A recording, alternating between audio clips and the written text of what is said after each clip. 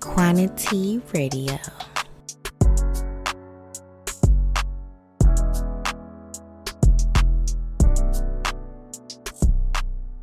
Welcome back to another episode of Quantity Radio. I'm your host, Shaquan, aka Big Quan. Don't play with it.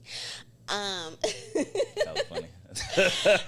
Welcome back, where we talk about relationships, business, mental health. I talk about everything. We talk about a little bit of everything today: conspiracies, agendas, the world as we know it today. We talking about it all. I have a guest on today, Mr. Grandmaster Bey. What's happening? How y'all feeling? Hey. And you are not a stranger to the show. He's a repeat offender. Yeah. He's a repeat offender. He's been on here. It was 2021. I think so. 2021, he came on the show, and we didn't even have visuals yet. You came on the audio side, so you the OG. You coming in from the OG side. Yeah, that's true. Before all the YouTube, so. We fancy now. Well, we know fancy. Just a fancy little, now, we moving up, Ain't nothing wrong with that. Last time we talked about everything. We talked about a little bit of everything. So y'all want to hear the part one of this? Go back to 2021. I believe we talked about energy awareness. I think we talked about aliens too. Did we talk about aliens? I told you it was coming. It's yes. You did say, look at you knowing the future. Man, aliens, robots, and zombies, man. All 2023. Yeah. And now it's like, oh shit, like we talked here. about this in 2021.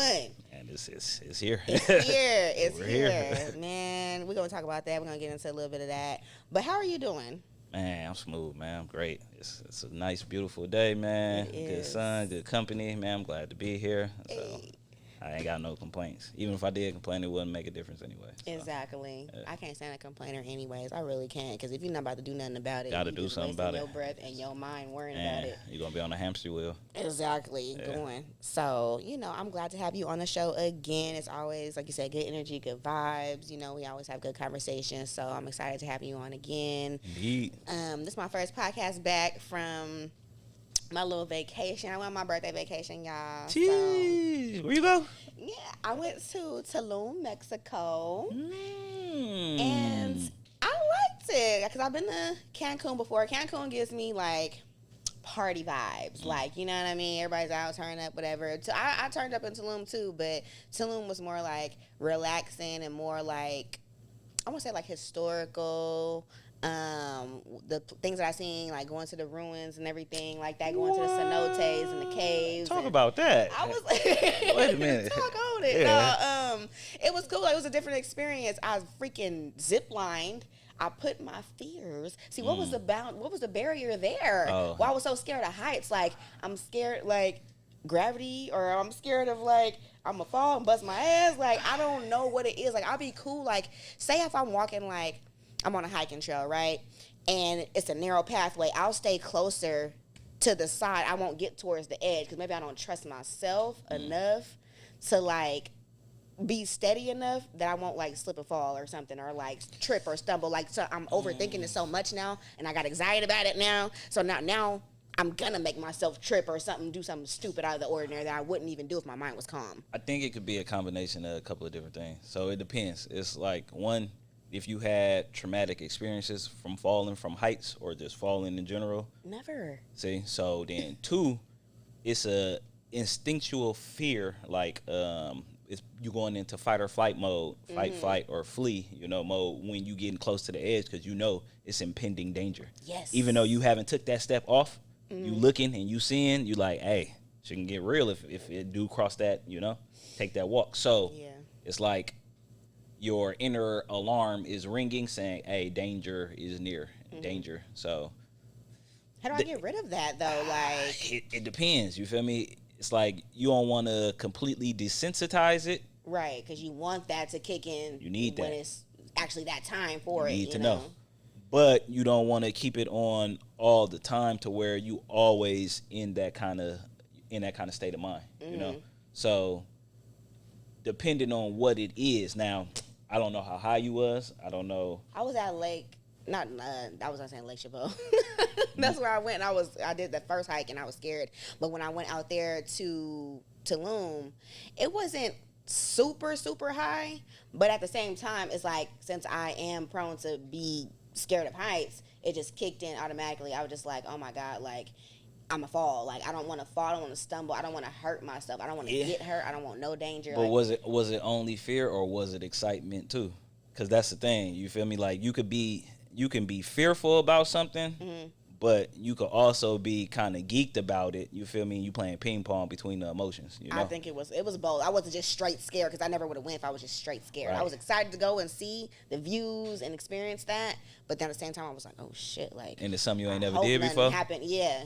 See, so. And it's a place I've never been. It's an environment I've never been. I'm not familiar with it, so it's like, okay, I've never been to this trail. I've never been to Tulum. I don't know what's coming. I don't know. Like, you know, it's just a fear of not knowing, but a fear of like excitement excitement at the same time. Okay, so interesting, but to piggyback on that, I had a random scenario. It wasn't random. For my birthday, maybe around 2020, I was in Vegas, and I went to the exotic car racetrack.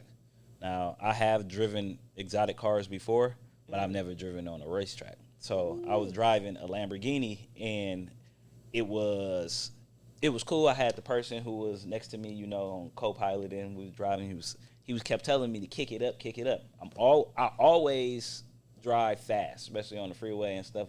But it's different, you know. When you on the racetrack fast is different fast. Different kind of fast, you know. So I'm excited about it, and I'm doing it. You know, I'm listening to what he's saying, and I'm pushing the acceleration. I'm hitting the gears. But I can't get past a certain, you know, like when I hit them corners, and I got to start slowing down, you know. Yeah. But he like, no, push it. I'm like, I want to push it, but I'm like, you know. That fear coming is like, I'm stopping because you like, I ain't never went this fast before, especially on an official racetrack at that too, you know. And it's like, again, I done drove exotic cars before, but I never drove exotic cars like this, you feel me, on a racetrack at this kind of speed.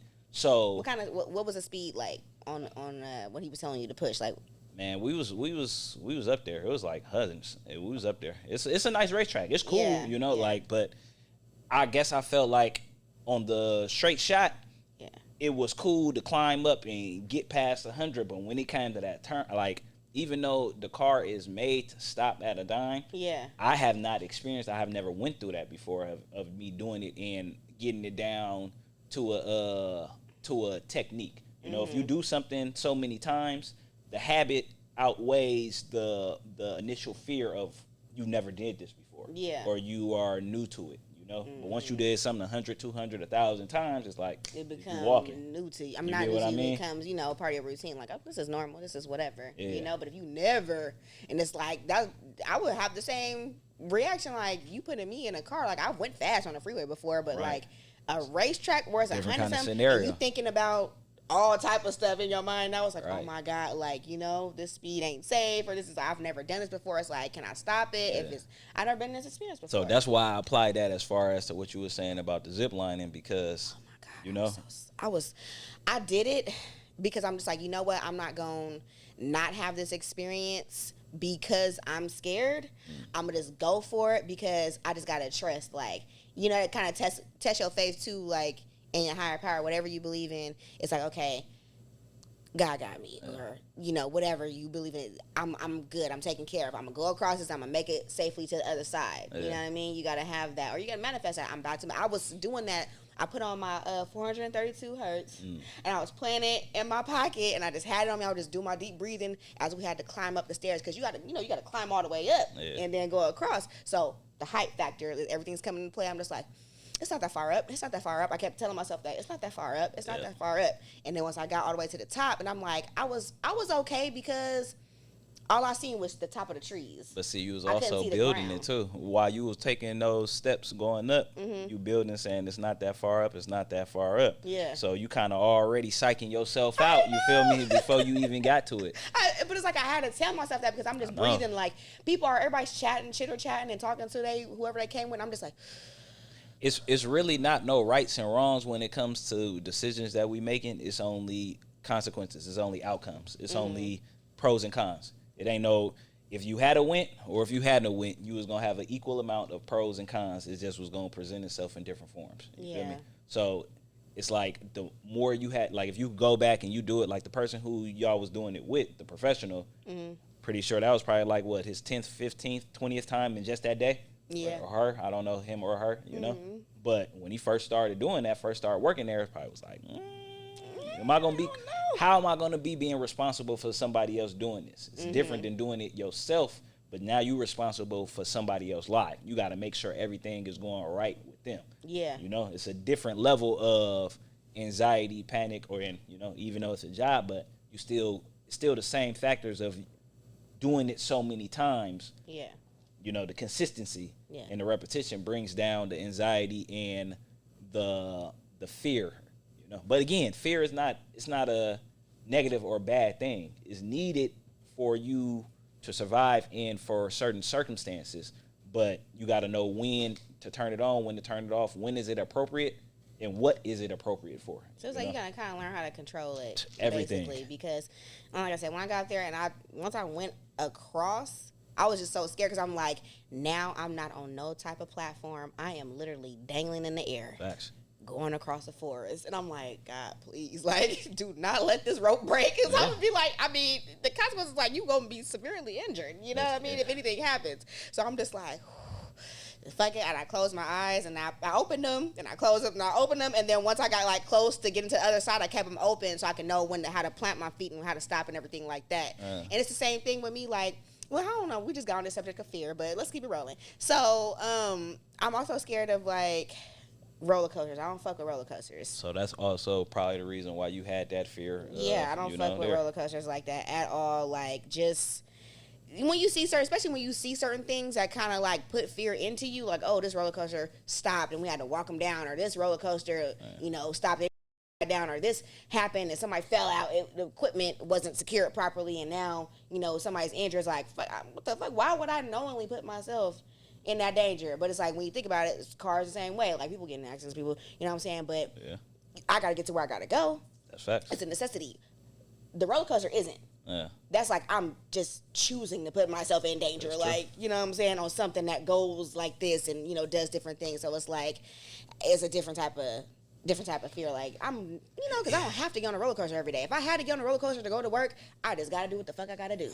It depends. Because it's like, okay, you can die any kind of way. Yeah. It's like anything can happen. You can trip, fall, bust your head wide open. Like, So it's more of what was your experiences with roller coasters before in your past? Mm-hmm. What are the things that make you think about it going wrong, as far as like highlights? Like, for example, was it certain movies that you've seen Final hella Destination. times? But then also it's like, are you doing this every day? If you get on a roller coaster once every 5 years, then it's be like, man, you ain't did it in a while. It's gonna be like, ooh. But that because feeling you get in your stomach too, it's like, you only doing it that once. Yeah. It's like, after it's over, the feeling is gone away, and the chances of you having a accident or something happening, because you only did it that once. You get what I mean? Mm-hmm. When things are man-made, it's going to break down. Stuff is going to happen. Right. Hell, even in nature, stuff is going to happen. But you just increase the chances based on, for a lot of stuff, it just be jobs.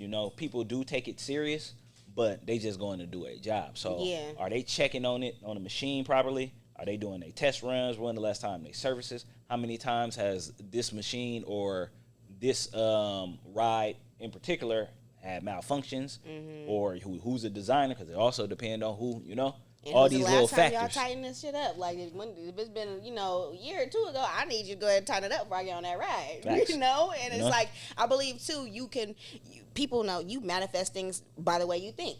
So that's why I had to kind of like I was talking about the zip line, I had to say, it's not that high up. It's not that high up. Because when you think about, oh, this is going to happen, like this is going to break, or line's going to break, and this is going to be, you can manifest that. Yeah. So it wouldn't even have happened had you had not thought about it so much and manifested that, and it came out into the universe. It's not just the thought, though. So the thought is part of the equation, but the bigger part of it is the emotion that's connected to it. The thought is what send it out. That's the signal. It's electric. But the feeling behind it is what pull it back. It's magnetic. You feel me? So it's like if you fear, I don't know why, but it seems fear is way more motivating than joy or happiness. Yeah. You know, like if you want to inspire somebody to get something done, scare their ass. Yeah, put You feel that me? fear in them, like. Now, issues with the fear is it creates those psychological barriers. You feel me? Those traumatic experiences.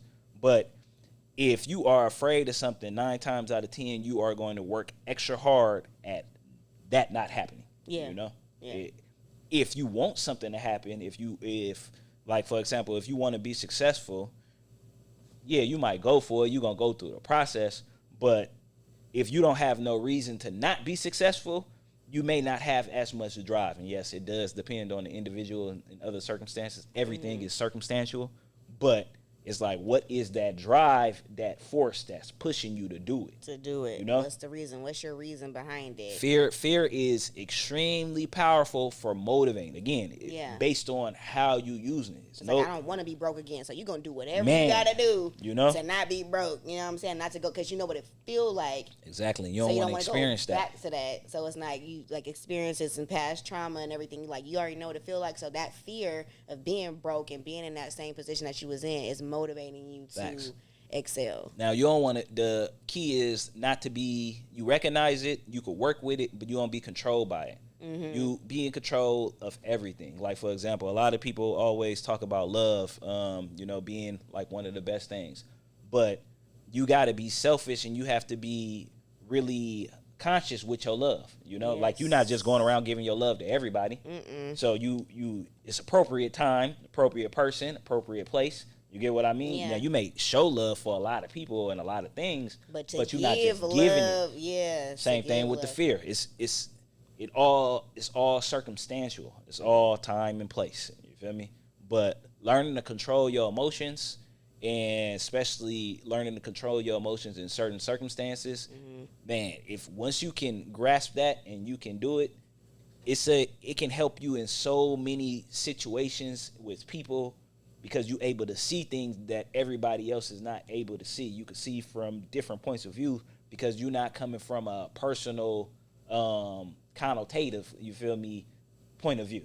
Like, it ain't just based off of what I feel and what I believe. Looking around it from everything surrounding, like, okay, well, let me just, not selfish. Paint a bigger picture. You feel me? It lets you see a lot more than what you just will be peeping. So the summary from that is, don't let fear get in your way. Yeah, man. Don't let fear get in your way, because fear can stop you from doing a lot of things, or it can make you do a lot of things. Yep. So it's like, which one is it going to be for you? That's right. I don't want fear to stop me, because then you get like a certain age, it's like, damn, like I waited so long to probably like do something, and then you never know what it could have been or what it could have turned out to be. Facts. And you let your fears stop you, and then you see somebody else doing Facts. it, or somebody else took the experience, and it's like, damn, like you can only be mad at yourself, because you have to have control. Especially if it's something that you want to do, you gotta have courage. Courage is that's the only way for you to beat fear. If you feel me, you're fearful, you gotta have courage. How do you attain courage? By doing it. By doing what it is that you're afraid of. Now, I'm not saying you just got to jump right into it, but baby stepping it a little bit at a time, inch by inch, mile by mile, eventually you get overcome it. And if you can overcome it that one time, then you can overcome it again. The more times you overcome it, the more comfortable you are with it.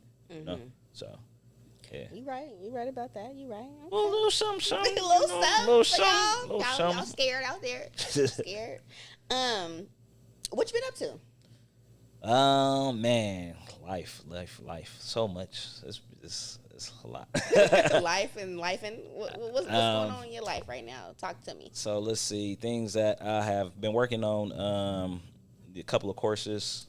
Been doing a lot more trading with metals, stock trading. I've kind of been adamant about that.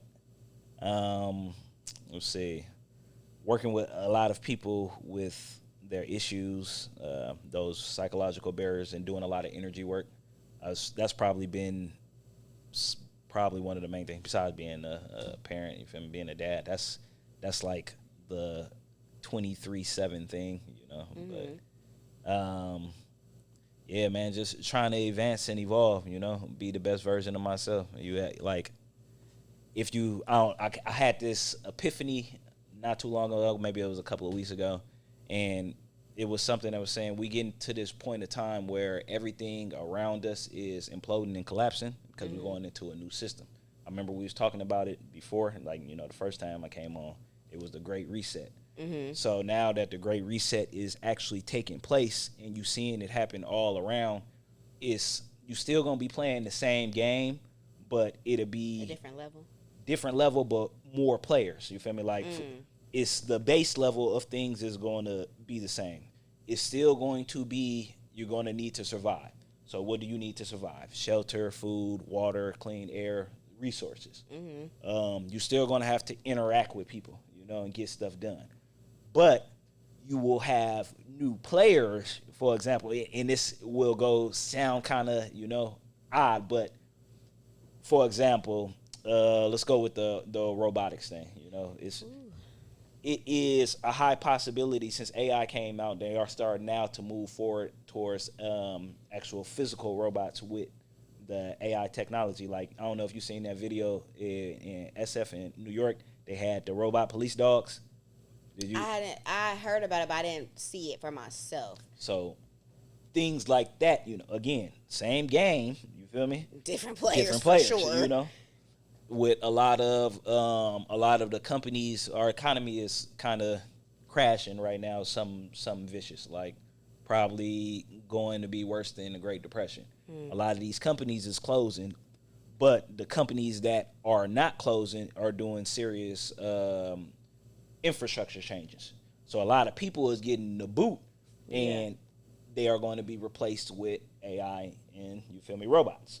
Again, same game. You still got to pay your bills. Inflation is still high. You still got to do commerce and everything, but different players. You feel me? So now you competing with robots now instead of another human being. And that's what when I was going to talk about robots, I'm like, so what does that mean for us? Like our means of living, people that do work at factories and warehouses and things like that, because I feel like they would be replaced first, because we're going to have that. I mean, when I was working at Amazon a long time ago, they already had like the little robot coming in and, you know, doing different things and different functions and things like that. But now it's more advanced. Like we're talking about not machine robots, but like as in people robots that can actually replace you and do your job. It's coming in as far as like convenience, you know. So the start of the introduction, it'll be with little simple things, like things that just make your life a lot more easier, like the little robot house cleaning thing that just, you know, it's baby steps. Everything is baby steps. I said we didn't even know like with Siri and Alexa was like, that's the start. So baby start always, like you said, convenience. Hey Siri, call so and so, or Alexa, put this song on. You done used it so many times to where you are now more dependent on it, and you're not used to doing something like, let me go look in the dictionary or the encyclopedia, go look this up. I can just Google it or ask Siri. You feel me? So it starts there, but now again, everything has pros and cons. It's no good. It's no route. It's just is what it is. Yeah. So with all of the jobs being lost from that, they're also going to have a good chunk of new jobs being created. Yes. But you have to know the skills, like the same skills that you will have for the factory worker. But now, do you have any kind of experience or any kind of knowledge working with these machines? So you add that together, skill stacking. You feel me? So that's just where it's going to. And then as far as, because the economy is what the economy is, and you got that happening with a whole bunch of different reasons, as far as especially with our dollar going out the window, the BRICS nation with Russia and China getting, you know, finna kick off their own currency backed by gold. A lot of things happening for us, but it also a possibility of a universal basic income. Yeah. So they had that, and they run it in Australia to where it's like, and I can see that happening as far as on a global level, especially here, it's going to have to happen. Yeah. But because money is not real. So, like, what you're saying is everybody going to be using, like, the same currency? Okay, so it's going to get to that point. But like, for example, like as of right now, like I can pull out 20. They show you what it is. It's we use this and we say that it's money, but it literally says a Federal Reserve note. So what this is like monopoly money. It's an IOU. Like if you have a good, I'm going to give you this in exchange for that good, but it's not really worth anything. The only worth that this has is the belief system of what me and you feel this has. Yeah. And it's through conditioning and being, passed on generationally. I say from the 30s on is when they started using this. And it's a swing back, so we're going back the other direction. Mm-hmm. It's going to go from being paper to being digital. Everybody is kind of already went through it with COVID. Yeah. That was the pre-step. When they was like, they not really accepting any paper. Everything was on Zelle. Everything's conditioned. Everything was agenda. quick. It's no touching, no physical. So now they got the Fed now rolling out. I think it just came out in July. So with the universal basic income, it's easy to create money out of thin air because the money is not, that we consider money is not anything but this made of paper. Yeah.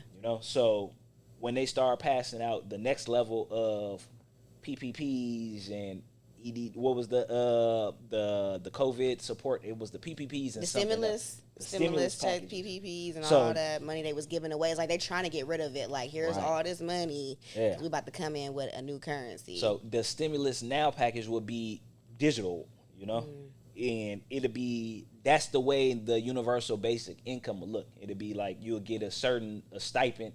A month or every couple of weeks to cover your basic necessities. So this would be for everybody, just so you could have enough. Now, it's not to say that you're not gonna be living in a shack, but you got a roof over your head. It's not to be say that you feel me. You might be eating fly burgers or humans, but you got protein, you got some food in your stomach, or what is classified or considered food.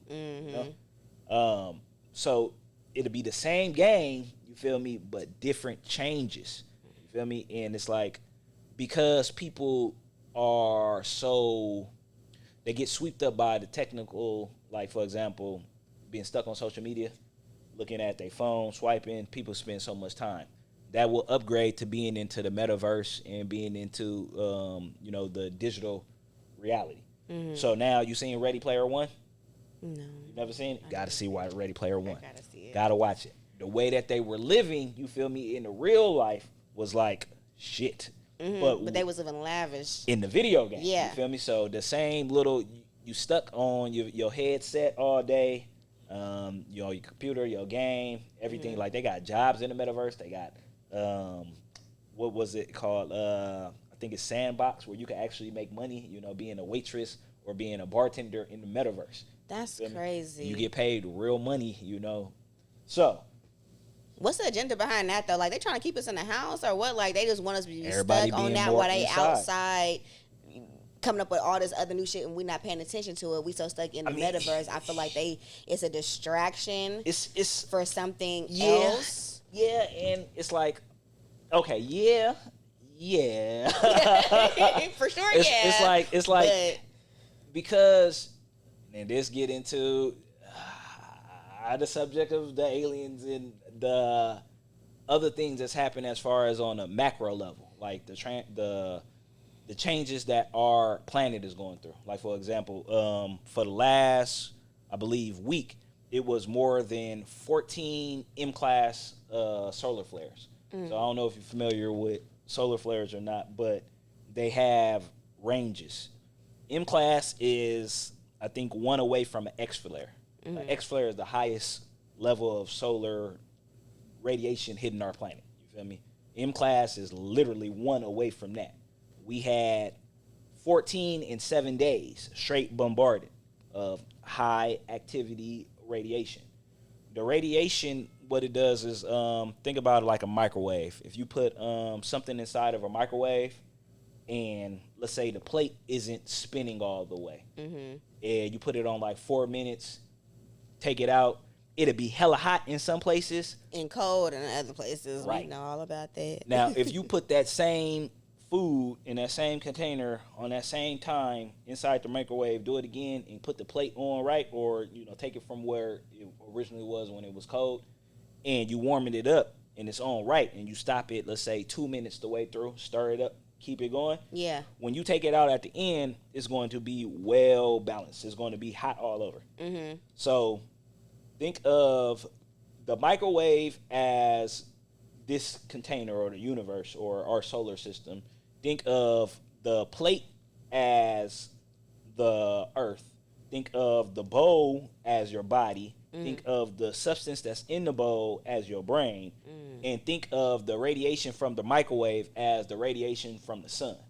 If you ain't well balanced out here, you're going to be fucked. Yeah. Now, this also plays with certain things that they may have, like the jab, or you feel me, certain things that may be in the food. Like, for example, we was talking about human burgers, you feel me, or whatever.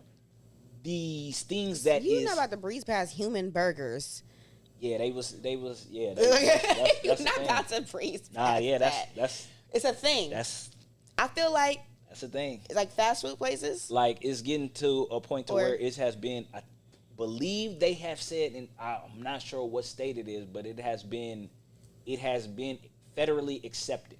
So, yeah. To have human DNA in the food. Yeah. But now it was also something where they came out and they were saying that it was already there in some of these fast food restaurants anyway. Yeah. So it's like, ain't no way. Like, I don't know. I would just have to think about that because it's like, it's so many just alone. You know how many McDonald's it is in the world? Right. In the world, not America, Right. and China and the UK and other places in the world. Like, it's so many fast food places. They can't all just be using real beef, real cows, real chicken, all that stuff. Like, it's artificial. Even with that, a lot of people don't know the cow and the chicken, they artificial as well. Chickens, the chicken that we use is a blend, a crossbreed of a chicken from India or a rooster from India and another bird. The cow is a crossbreed of I'm trying to think of what it is. It's some kind of bull or something else, but it's made. It's not a real animal. So the thing about how the sun and the radiation plays a part, whatever you eat goes to your body.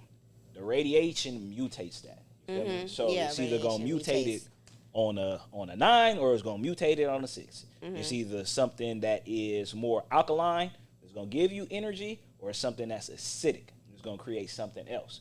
The mutation or the radiation from the sun mutates whatever that is, and that disease turns into something on steroids. Talk about it, because I heard that before when I was reading up. Well, I read up on it really.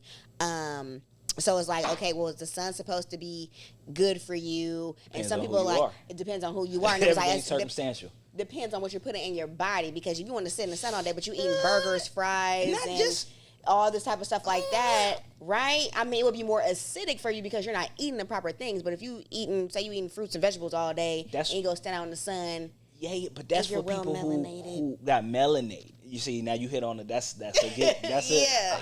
because if you don't have a lot of melanin in you in the sun, you still fucked. You feel me? So it's to move forward from where because everything changed pre-2020. We ain't in the same place we was in prior 2020. Yeah. We someplace different and we going someplace different. Yeah. And in order to move forward to where we getting, you're going to have enough melanin to where the sun is not physically affecting you, but you're also going to have the right consciousness, you feel me, to where the environment and the radiation or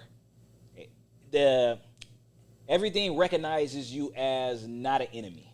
You know how, like, when you get sick and you eat something that you're not supposed to have, or you catch a cold, your body heat up and they're trying to fight it off, trying to get out what's in your system that ain't supposed to be in your system. Everything in your body attack that thing. Yes. So the planet is going through that same process. And if you look like you artificial, or you look like you not part of, you supposed to be here, you may not be here. And you're gonna start seeing it a lot. Like from 2020 to right now, death done kicked up like that. Is that like why they say like the non-melanated people are dying off quicker? That and they is, worried about they that's why population dying off. it's a lot of pushing when it comes to the mixed blending. You feel me? Because you gotta have a certain amount of melanin to be able to convert the radiation from the sun into energy from your body to where it's not messing you up. You feel me, y'all? We talked about it last time too. Like in the Bible, they call it leprosy or melanoma. Yeah. You feel me? Allergic or photodermatitis is the proper term, but being a skin reaction or skin allergic to the sun, being allergic to the sun, and then it turns into skin cancer. Yeah, skin cancer is like the next step. Now, the same thing, how it turns into that, this is how we get the zombies. You feel me? As far as the jab, or as far as if you eat in human patties, or if you eat in, you feel me, certain things that it's like they pass as, yes, you can eat this, but you don't know the long-term effects, you feel me, 10 years, especially when you add radiation. Yeah. So that's how we get into the zombies. I don't remember if you remember, maybe around 2014, it was the bath salt thing. Oh, yeah, everybody on bath salts, and they acting crazy and everything. They had, now, it was something, I think it was earlier this year. Well, shit. I actually just posted something last night about this lady who had, I guess she had sex with a dead body, a corpse. You feel me? Because apparently the corpse got hard, you feel me? And she was working there. And wait a minute, it gets wackier. So the lady had sex with the corpse. Apparently the corpse got her pregnant. Wait a minute. Wait, it gets crazier. It gets crazier. So after she got pregnant, she's trying to sue the family for child support. Right. Right. I'm gonna send it to you as soon as we get off here. I'm not did this foul activity. Right. And you got enough nerve to ask for child support from a dead person. You should be going to jail, first of all. I think she did get locked up, and she's still trying to ask. Now, the thing about it, you feel me, is crazy. The zombies. You feel me? Now, you have the form as far as from the and not knowing what's happening. You feel me? And the mutation there, but now you have things like this happening. You feel me? So you got all these different factors. I don't know if you've seen. It was something the CDC put out about the what to do if it was a zombie apocalypse. You know, are they trying to pre-warn us? Because there might be something coming out. How do you become a zombie? I would assume it's from, you feel me, mutations. How it is in the movies. Yeah. But how does the mutations happen? The radiation, right? What? You feel me? I mean, I'm just, like, I don't know.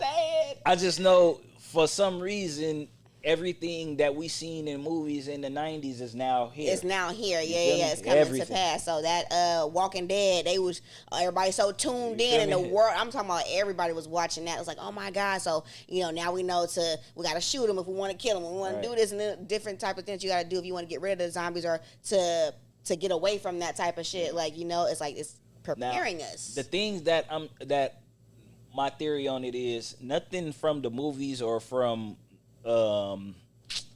these sci-fi, it's not presented. It's not going to be presented exactly how it was, but look for the key points. You feel me, of what it is. Like, I don't know if people just going to be out here. You feel me, just eating brains, and stuff like that. But it is people out here doing questionable stuff. Like even right now, you feel me. And you add on another factor. You feel me, to the zombie thing is the drugs. You feel me. It's been a spike with methamphetamine. Like, and they got fentanyl in everything. Fentanyl in the weed, fentanyl in the coke, fentanyl in the meth, fentanyl in some of the food. Yeah. It was a place where fentanyl was actually in burgers in Florida. Like, I'm trying to think. I'll send that to you too.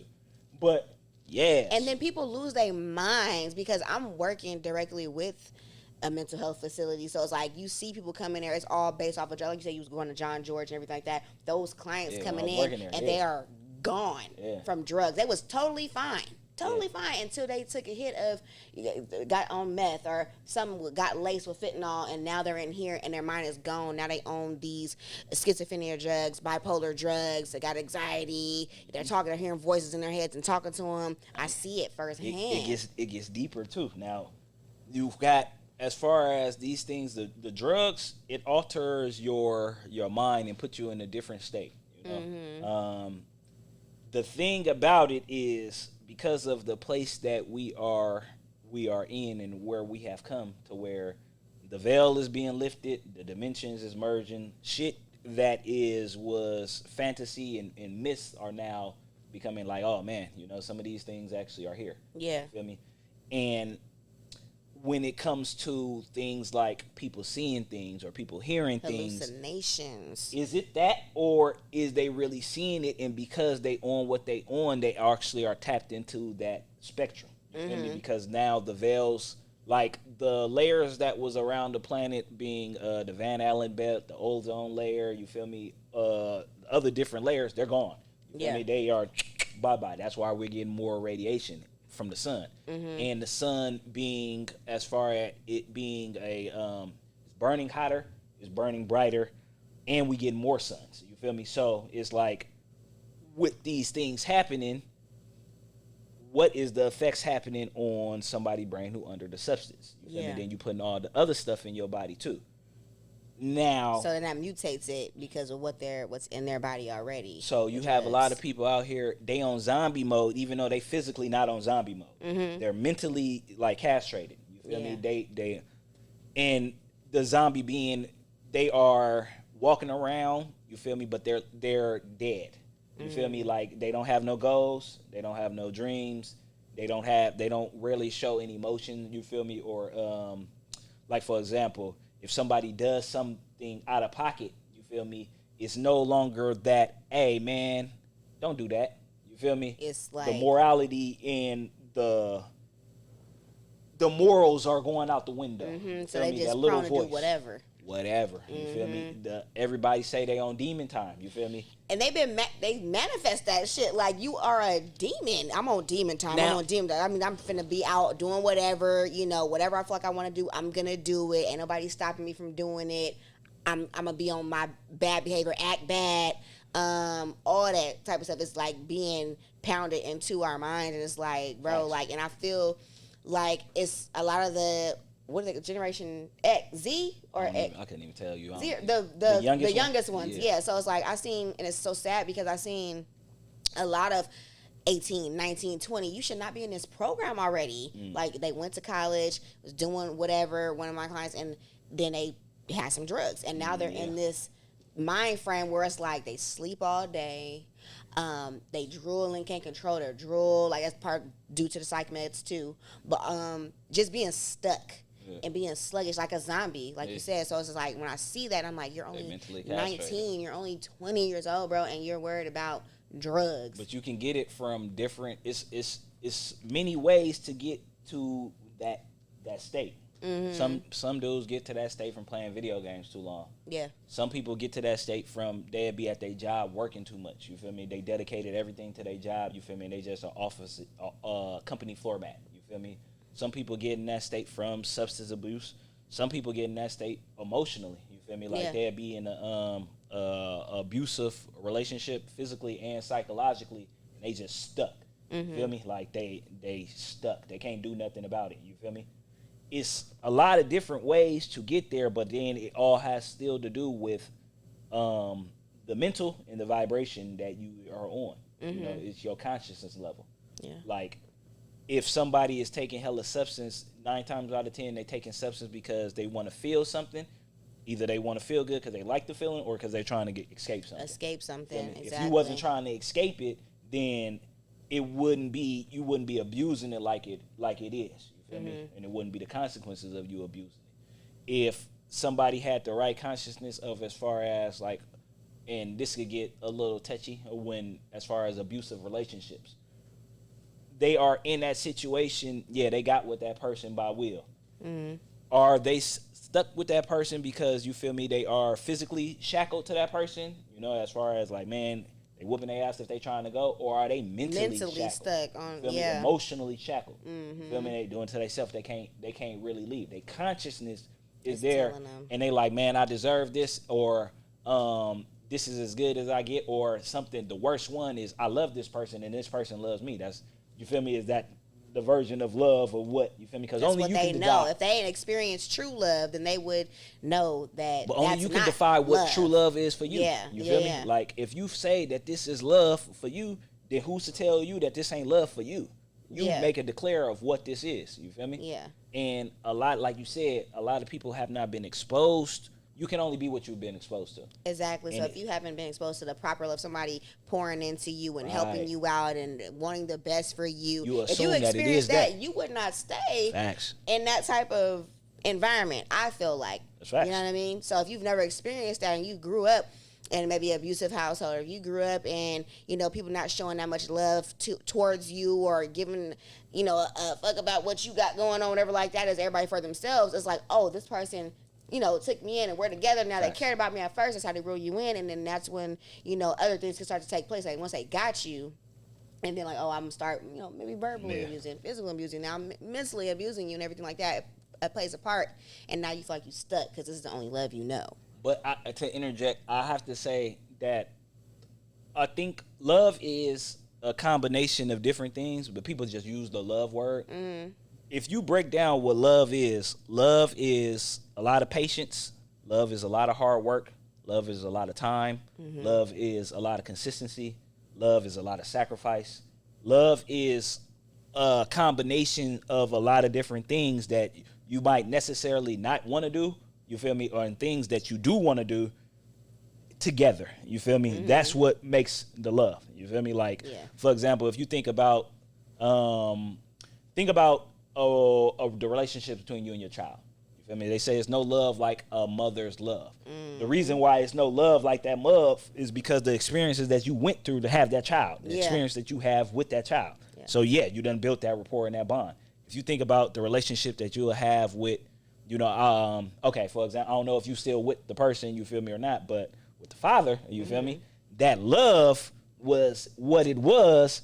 And for some people, it don't turn into that. You feel me? It turn into something else because they not putting in that work. They not putting in all of that anymore. And they concepts of what love is based on some Disney, you feel me, TV reality shit compared to what it actually is. It actually is. They got to show you, got to put in that work. And I'm learning that now. Even love is work, even with yourself. Come on now. Self-love, you feel me? Self-love is absolutely, like, some people struggle to love themselves. Because that's the work. You can't be lazy. Their efforts you feel ain't me? aligning. Like, you say you want this, you want that. If you really loved yourself and you really, you know, thought this out, you would be going on that right path. You would be operating differently in every aspect of your life. Some if you people are loved fearful. yourself. They scared. They scared. They lazy. They gotta don't set want boundaries.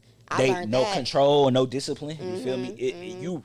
These things are required to achieve goals. You feel me? And if love is a goal for yourself, especially self-love, then you have to put in the work and be disciplined. And that shit hard. You feel me? Especially right now. It's hard. Because everybody for self. I feel like everybody is for self right now, which is okay.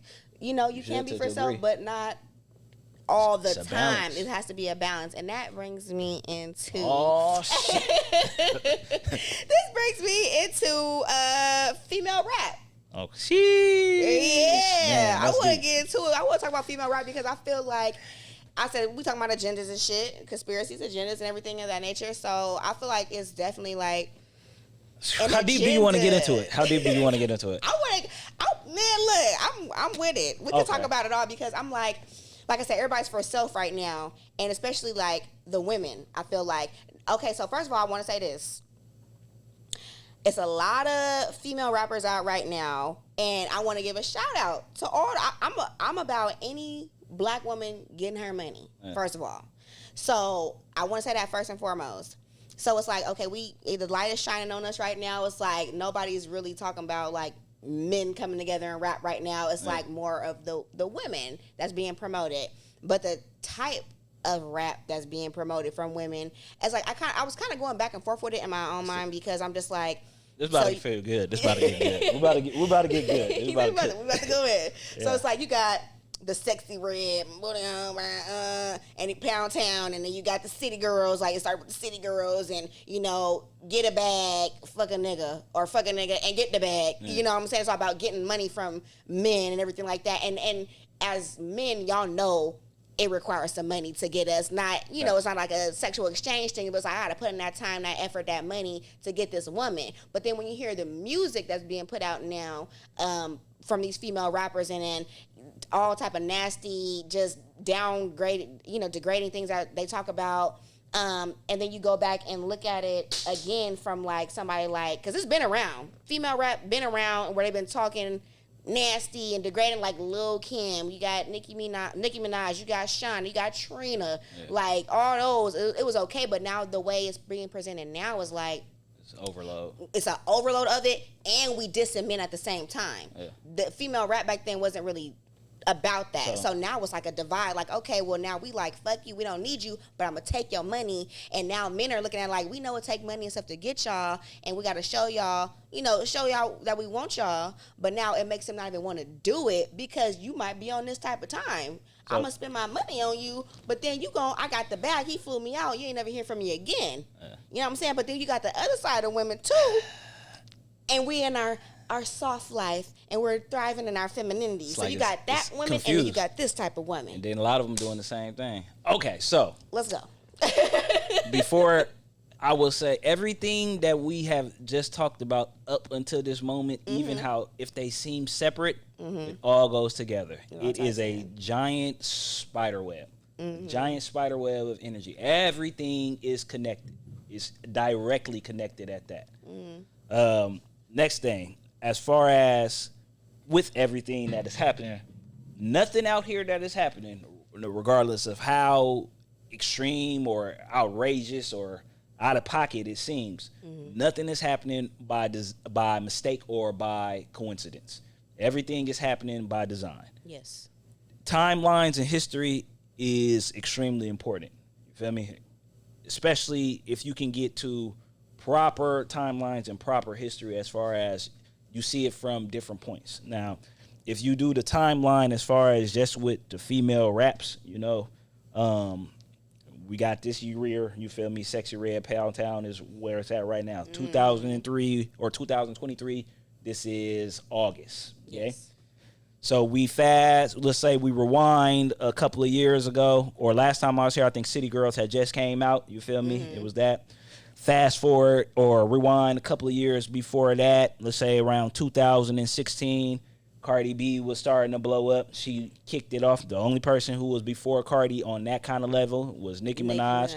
Rewind back to her period to where she was really starting to, you feel me, blow up with Young Money. I think that was around 2012. Yeah. You go to the period before that, you had Trina. Before Trina, you had, like you said, Shauna. Then you had Lil Kim, Foxy Brown in the mid to early 90s, but you also had the Brat, you had Missy Elliott, Missy. You had Erykah Badu. More creative, like they still talk sexual, but it was, you had different. Passions. Now, that's the timeline as far as you can go back further to MC Lyte and you feel me, Queen Latifah, Salt and Pepper, all of them. Now, introduction from that period to now. As far as when the time, as far as females really start getting in. Now, the direction of hip-hop from back then, you feel me? Changed. Right. When hip-hop first started, you feel me? It was, I can't think of the old dude, a hip, hop, and a hip, hop. Whoever that dude, I can't think of the name was. Yeah. You feel me? So that was the introduction. I think that was either early 80s, mid 80s, you feel me? You had the crack epidemic. Again, spiderweb. Everything directly connected. When the Public Enemy came out after that, KRS-One, the late 80s, early 90s, hip-hop wasn't none really too much violent. It was all fight the power. It was, you feel me? It was a off-brand. Or it was for the people. It was an off movement from the civil rights movement, you feel me, and the activists, because that was their generation. In the the late 80s, early 90s, when NWA first came out, that's when everything changed and it started going towards, you feel me, a route of where it is right now. Yeah. In the 90s, and that's when they introduced Dr. Dre and Warren G. They actually talk about this as, you feel me, being a thing. They had a meeting, you feel me, with some Hollywood heads, and they told them to introduce the G frequency, and that's when they was doing the G funk. You feel me? That frequency being the lowest vibration frequency, you feel me, on the scale, was all an energetic game. You feel me? A spider web, everything connected. Pass on, you feel me, as far as that opening up to the gangster music, you feel me, into the gangster introduction. The companies, you feel me, of like Jive, Interscope, Sony, you feel me, had artists. They was paying the artists, and you could hear Meek, you feel me, and a lot of other artists talking about this. They pay the artists to talk more about negative shit, you feel me, than they do about positive shit. They took it from then, you feel me, of when it first started getting popping, the gangster era music.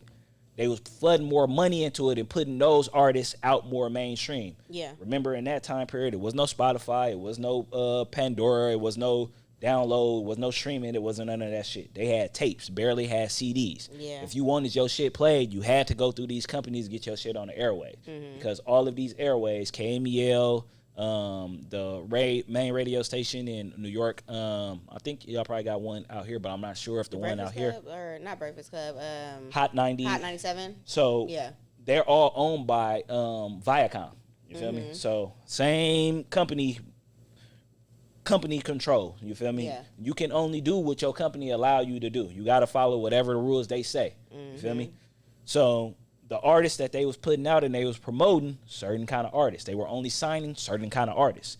If you look at the 90s, how rap and hip hop was, you feel me, it was a halfway of consciousness, you feel me, and halfway of the gangster shit ain't even started taking off for real into the 2000s. Yeah, 2000s is when it was like heavy on more violence and everything like that, because we wasn't talking about that. You ain't hear too many songs, you feel me, of rappers calling females bitches. That's when, I remember when, I think it was something with the NCAAP when they came out and they was criticizing rap music then, and they was talking about the dudes rapping and doing what it is.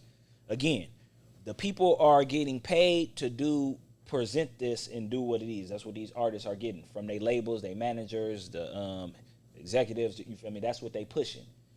Now, on the other side, the effects is going out the community, you feel me? The younger generation is seeing this because it's all that they seeing. They getting bombarded by the music videos, old school, The Box, you feel me? 106 in Park, you feel me? Getting bombarded on the radio, you feel me? And you getting bombarded at school. This is what everybody's talking about. Again, psychological programming and conditioning, you feel me? So fast forward, you got from the early 2000s, it was the big shirt, big pants era, you feel me? Oh my gosh, shorts all the way down here. Right, you feel me? So then you start getting into crunk era, you feel me, with Lil Jon and them, you feel me? Atlanta started taking off. Atlanta started taking off, they Dirty South music. So now Atlanta runs the hip-hop scene now, you feel me, as far as they've been doing it for a minute. That's when it first started taking off out over down there. Then you have I say in the around after the hyphen movement here, which was around 2004, 2005 to I say 2005, 2006, 2007. It went from the hyphen movement to the punk rock movement with the Lil Wayne on the skateboards. Everybody and started promoting that. Again, psychological timelines. You feel me? The words are still at play. Like, yeah, they was rapping about getting money. Some dudes talking about fuck bitches. Lil Wayne had came out with the Truck Fit.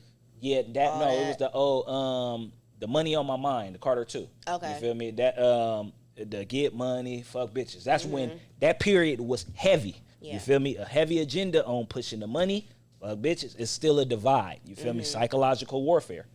You're moving forward from that period to, again, that's around 2006, 2007, a couple of years after that. The men started becoming more feminized, you feel me? They started doing more singing, Chris Brown, Drake.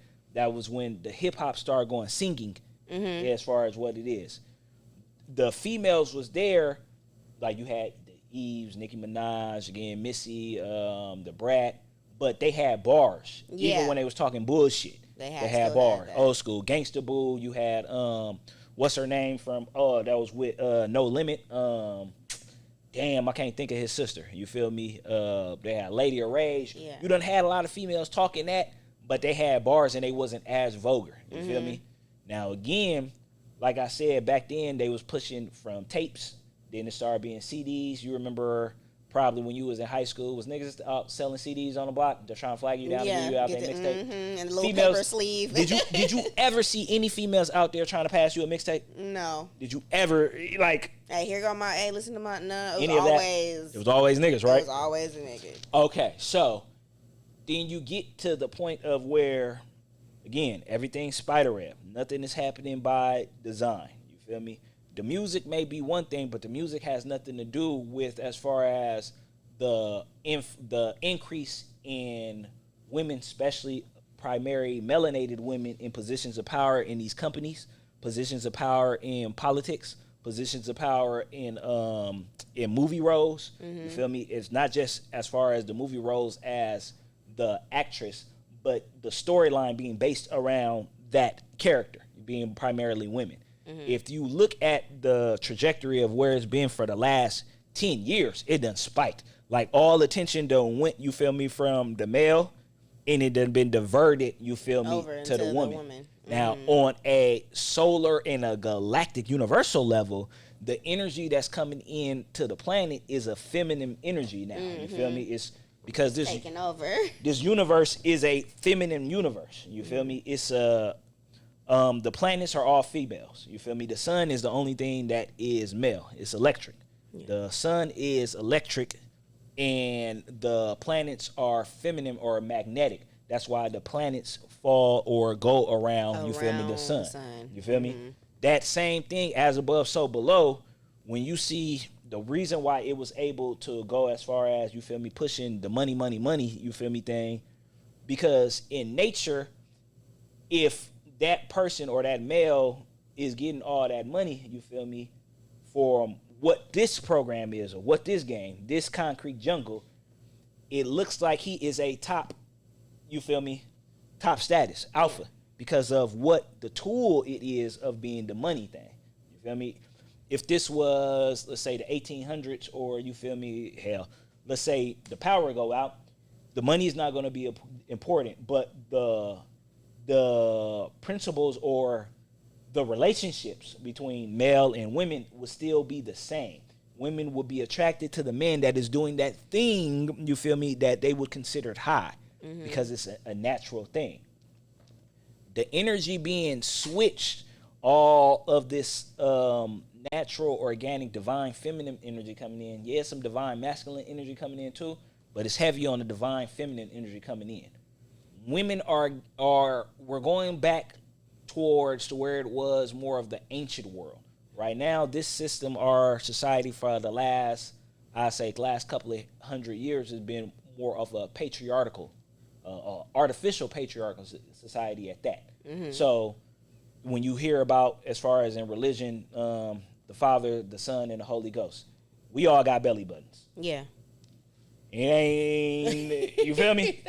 We all got a belly button, but it's no mention. It's no mention of that. You feel me? Yeah. And for it to be something as influential and serious that people rooted in their belief system, this is how serious psychological programming is.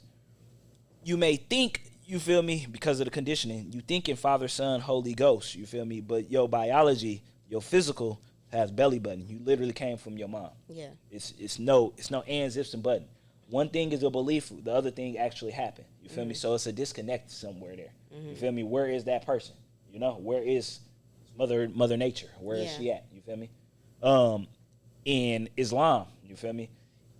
It's a lot of energy put towards, you feel me, the woman being on a lower level, you feel me, than in a lot of the Middle Eastern countries. This ain't my opinion, you feel me? This is just what facts. You feel me? You know. And they are basing these principles off of what they read in the Quran or Islam. Now, I'm not saying it's again, everything is circumstantial and it's based on how you interpret it.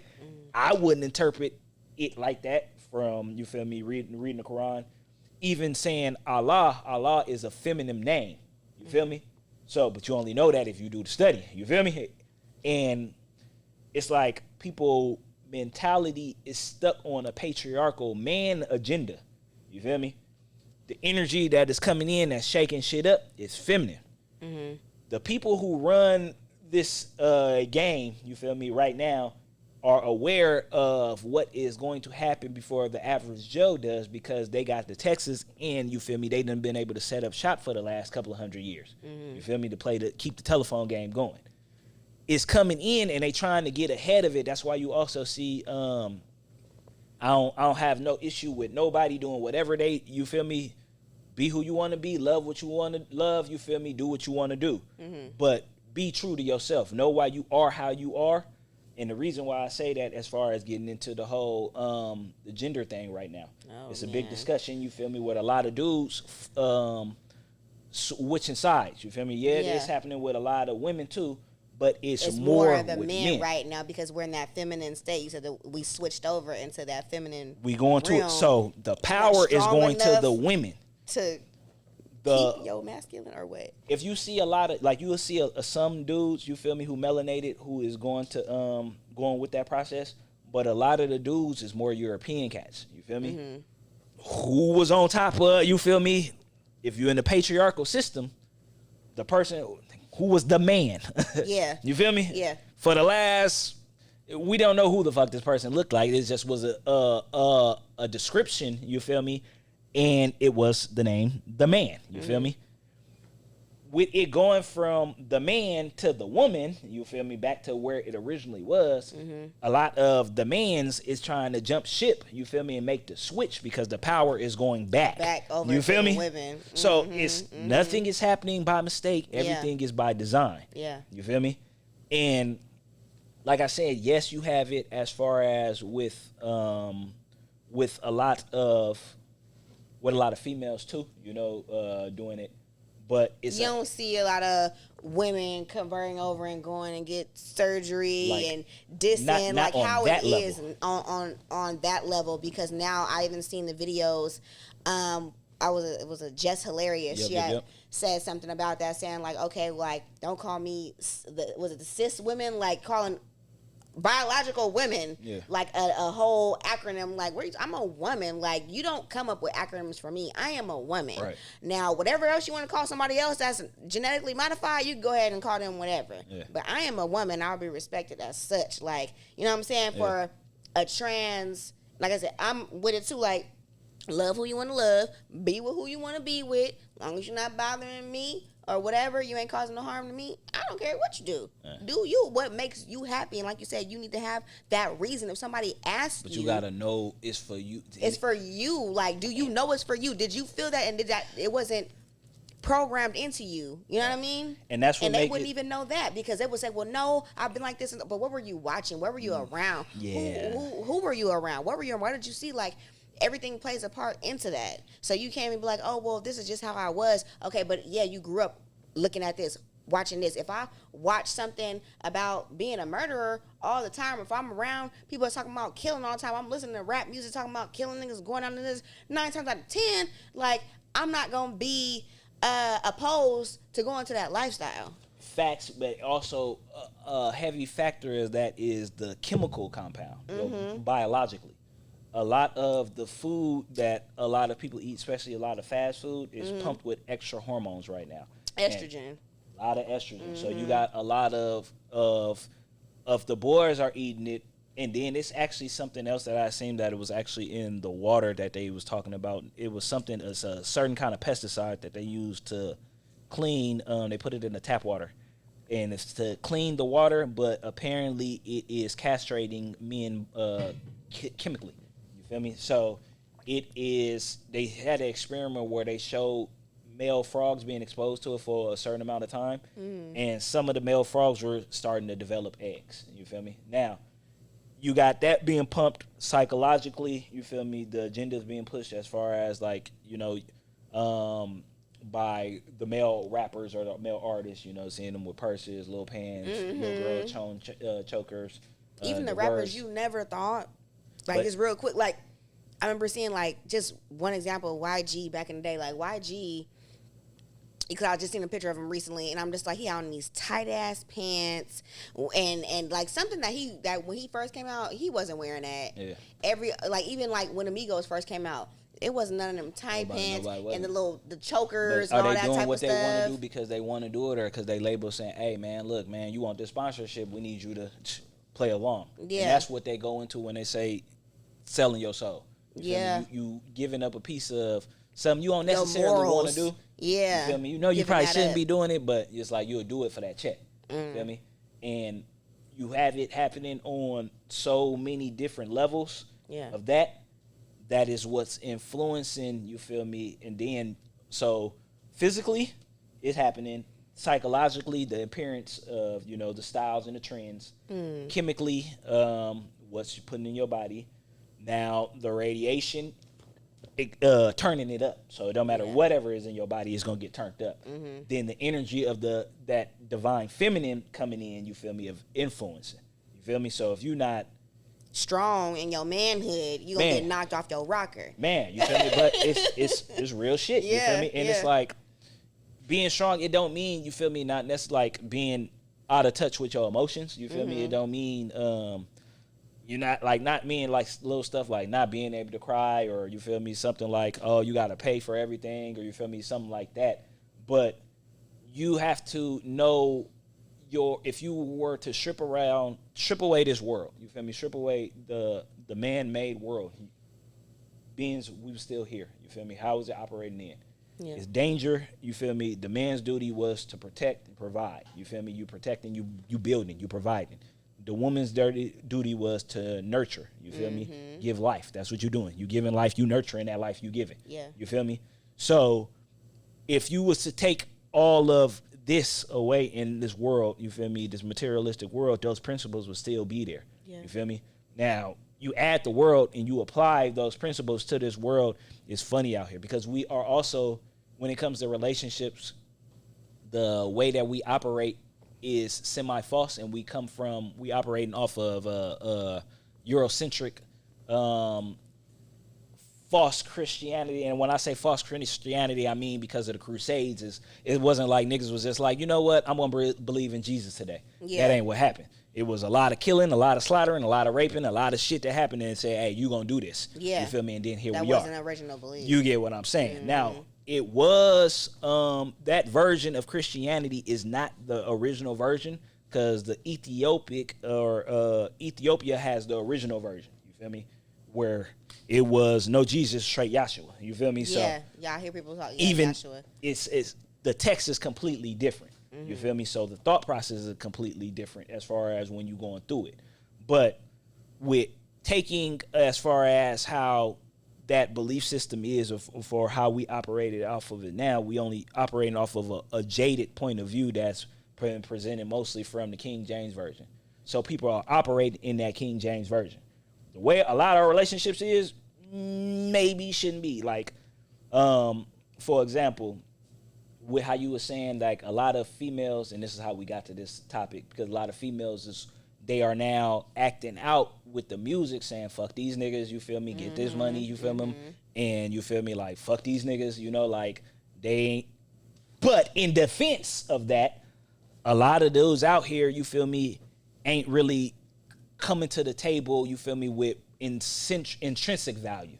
You feel me? Like, they don't have any value outside of, and that could be because of the programming and conditioning of the get money, get money. You feel me? What else you got besides money? What else are you got? You feel me? If money was to go away, everybody is focused on money. What value are you still bringing to the table besides money? What skills do you have? And that's what women too. We looking at them like, okay, they bringing money. If they ain't got money, basically, then that's it. Right. You know what I'm saying? They basically, and this is to sum up, you feel me, with the whole female rap. They took the hype that they had men on, you feel me, and said, you know what? Fuck them.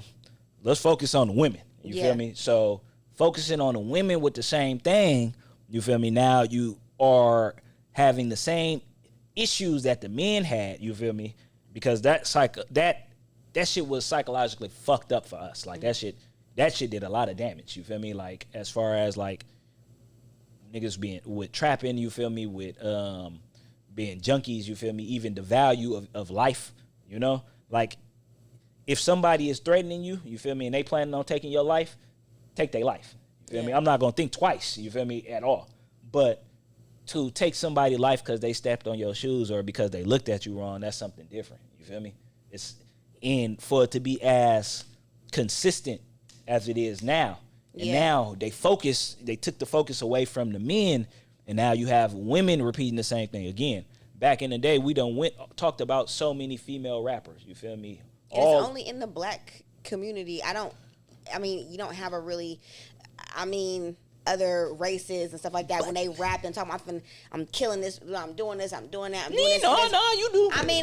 But it's heavily more promoted in our community, I feel like, because that's what I see and that's what I know. But I would have to be and study around other cultures and stuff like that to see what they rap is like, because I don't listen to other cultures. I ain't gonna lie. I got I got friends from a lot of different backgrounds. You feel me? And I remember when I was working at Cherry Hill / John George, and I was with my Mexican partner all day. You feel me? And he was playing some shit, and I thought it was a straight love music. No, bro, it was cartel cutting off heads, and you feel me, and all kinds of shit. It was kind of violent. You know? But you wouldn't know that, you feel me, just by hearing it. Now, I'm not saying that it is influencing. You feel me? Because I know for a fact that it is. Yeah. As far as with the women, like, you didn't have too many women talking about robbing women, shooting women, or having abortions. You feel me? Yeah. So the topics and the lyrics now is a little bit more, you feel me, kind of out of pocket, but you also see it reflected. I ain't never used to hear about females getting robbed by other females or you feel me, getting shot. Crazy. I ain't never used to hear about that kind of stuff happening. They want us to just kill each other off. Like, and it's a whole part of, like you said, a big spider web, the population control and everything like that. Okay, well, first of all, we're going to pass these abortion laws, right? And then we're going to get this female rap out here talking about fuck niggas get money, I don't want this and that. Like, okay, where is this leading to? Question. You feel me? It's